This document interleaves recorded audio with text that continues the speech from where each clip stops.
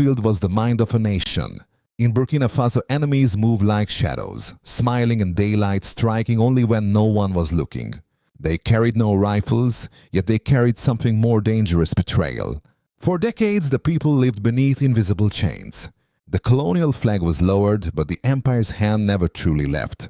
Treaties dictated in foreign tongues, currencies minted far from at home neighbors, pressed into service under the mask of Ecowas.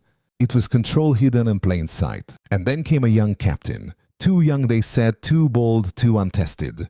Ibrahim Traore. He was not meant to rise. He was not meant to resist. Yet he did. And in doing so, he pulled the curtain on a war no one dared to name.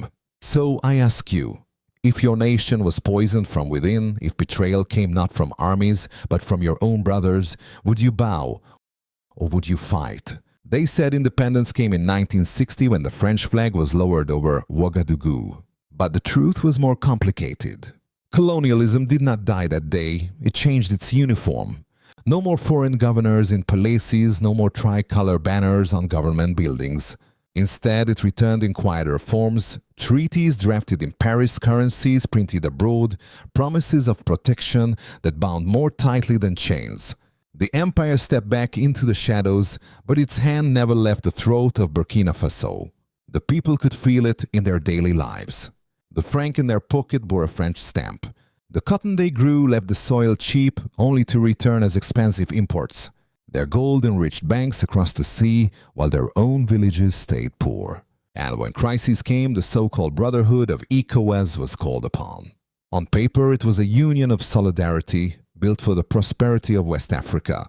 In practice, it too often became a mask, African leaders carrying Western messages, enforcing sanctions, speaking with borrowed tongues. Yet even these visible chains were not the deadliest. The greatest threat hid in plain sight: spies. They wore no uniforms. They carried no rifles. They passed through airports as businessmen, diplomats, aid workers. They smiled in daylight, drank tea in ministries, and at night sent reports that hollowed the nation from within. Their weapons were not bullets, but rumors. Their victories were not battles, but headlines. They whispered in markets, seeding doubt between neighbors. They slipped disinformation to foreign journalists, turning small cracks into headlines of collapse. Online, their bots and posts told the world that Burkina Faso was unstable, unfit, incapable of standing. A country drowning in chaos, waiting for foreign saviors to rescue it. This was not random. It was strategy. The same playbook colonial powers had used for centuries, rewritten in digital ink. Divide and rule, sow mistrust. Convince Africans to doubt Africans. Once the tactic was spread by missionaries and governors. Now it traveled through hashtags and broadcasts. Yet the goal was the same: a nation convinced of its own weakness is a nation easy to control. The bitterest wound was not the foreign hand. It was the betrayal within. Some of the agents were not Europeans. They were Africans. Men with the same skin, the same ancestors, the same homeland. They shook the hands of their countrymen in public, then worked against them in secret, their loyalty purchased with foreign pay. To the people, it felt like the deepest sin: a brother's knife in the back. Meanwhile, France played its double game. Operation Barkhane, once branded as a war on terror, blurred the line between ally and occupier. Soldiers withdrew, but the eyes of Paris remained. Francophrique lived on, not through armies, but through whispers, money, and invisible influence. In the cafes of Ouagadougou, men lowered their voices when politics came up. In the markets, women whispered of shortages and sanctions. In the barracks, young officers noticed raids anticipated by enemies, as if someone had betrayed their plans. Everywhere suspicion. Who was loyal? Who was compromised? Who spoke for the people and who spoke for the empire? This was the battlefield Traoré inherited. A war without front lines, where victory was measured not in captured territory, but in captured minds. And in this war, the enemy was not at the gates. The enemy was already inside. But history tells us even the darkest night cannot silence dawn. Beneath the weight of rumors and the sting of betrayal, a young captain was preparing to strike. He had fought terrorists in the desert. Now he would fight traitors in the capital. And when Ibrahim Traore turned his eyes toward the shadows began to tremble. When Ibrahim Traore took the oath of office, he did not inherit a throne. He inherited a battlefield no one could see. From his first day in the presidential palace, the air was heavy with warnings. Letters from Ecowas threatening sanctions, invoices from Paris offering advice wrapped in veiled threats, analysts on television predicting his failure. But Traore, a soldier hardened in the Sahel, felt something deeper. These were not random pressures. They followed a pattern as if conducted by an unseen hand. At night, reports crossed his desk. Leaks from closed-door meetings somehow appeared in foreign newspapers within hours. Security operations were ambushed as if enemies had been tipped off. Online disinformation spread faster than truth. Fabricated stories of massacres, fake statistics painting his government as reckless whispers that the army itself was divided. It was a war fought in headlines and hashtags, not in trenches. Traore began to connect the dots. He ordered quiet investigations, asked questions in rooms where silence usually reigned. What returned to him was a story no leader wants to hear. A network patient and precise, woven into the very fabric of the state. Some were tied to Ecowas channels, where aid and diplomacy became cover for information gathering. Others were funded by French interests desperate to preserve their grip on the region. And most painful of all, some were fellow Africans, men and women with the same history, the same ancestors, yet working for foreign paymasters. This was the deepest wound, to be betrayed not by the colonizer's gun, but by your neighbor's hand.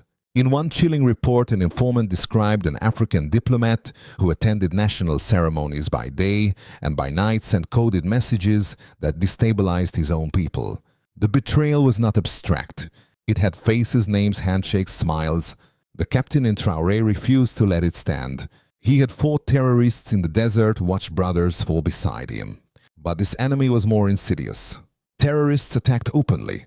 These spies hollowed the nation from within. If left unchecked, they would do what no bullet could, convince Burkina Faso that it was already broken. So Traore struck back. Quiet at first, gathering proof, tracing the flow of money, listening to whispers in the corridors of power.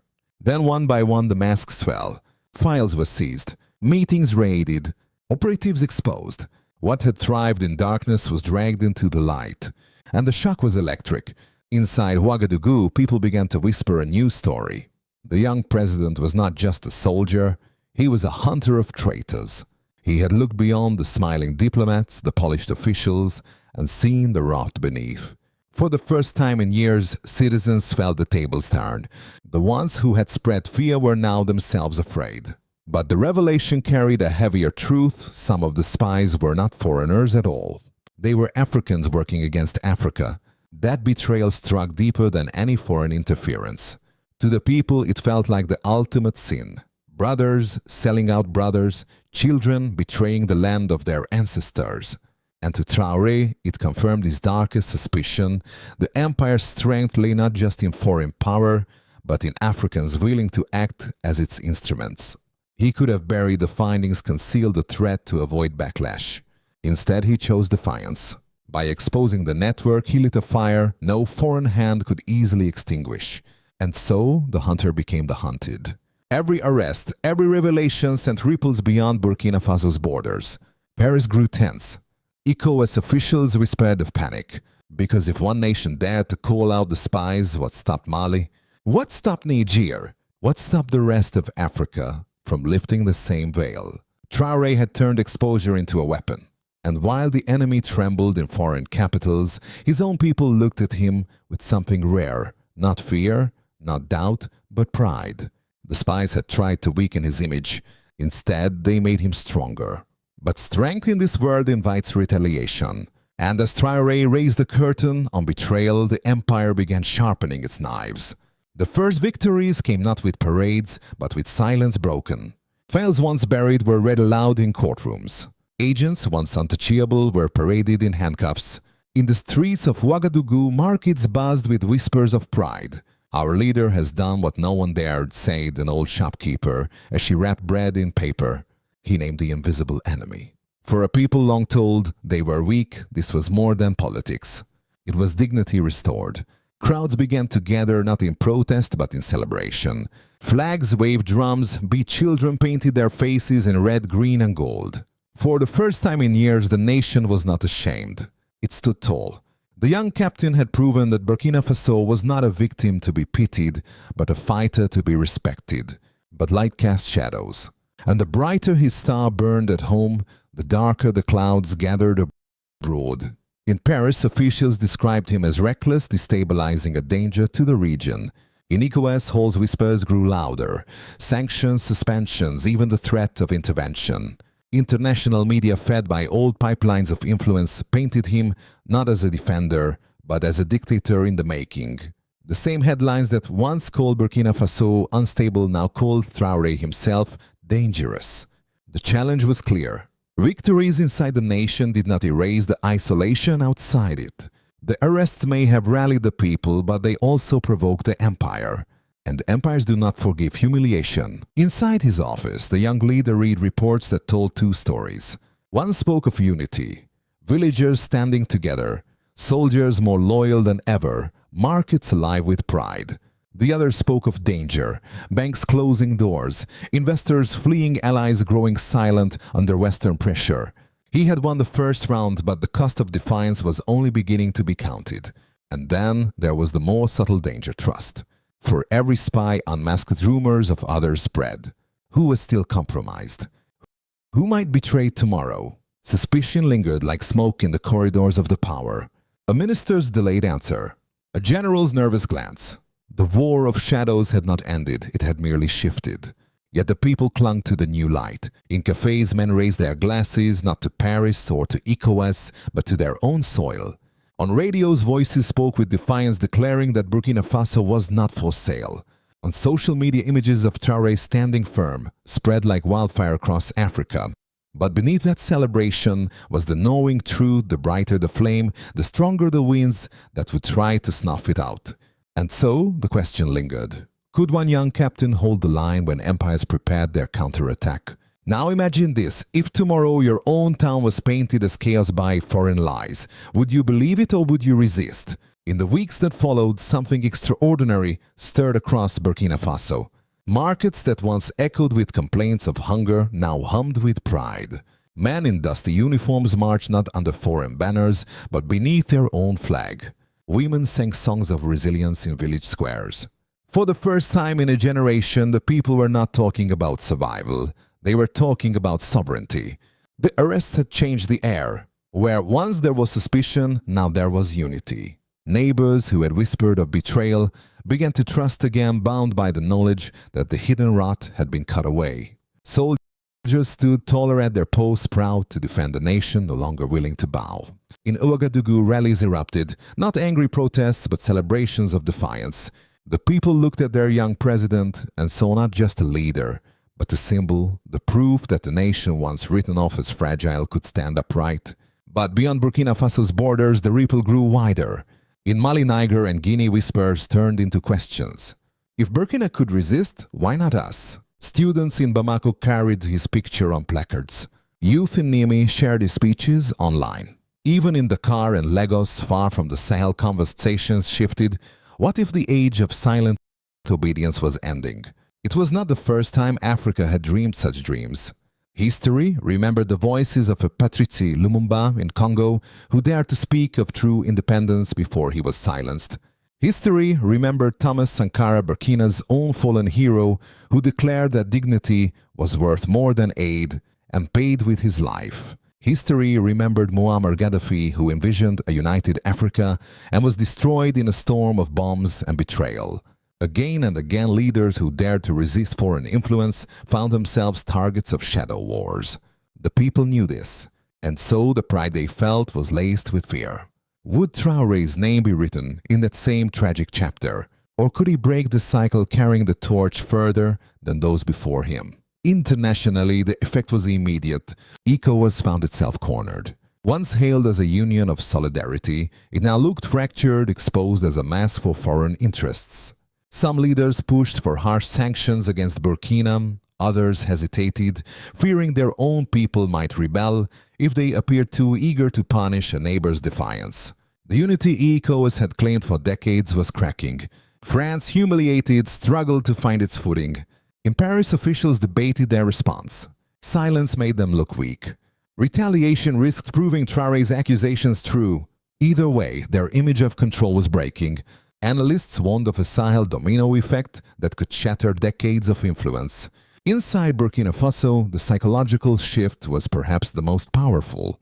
For too long, the people had been told their nation was poor, broken, unfit to govern itself. Now they saw something different, a leader who had dared to say no, and a country that had dared to fight back.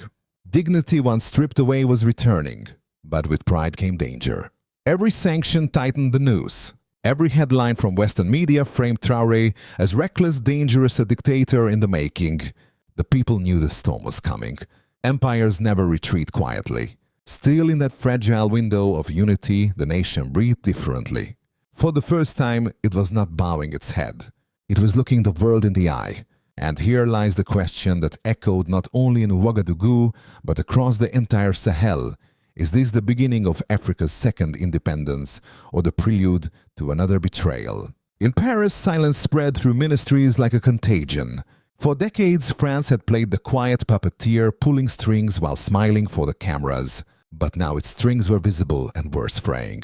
Diplomats spoke in carefully chosen words condemning reckless actions, while avoiding the truth. Everyone knew that their network had been unmasked.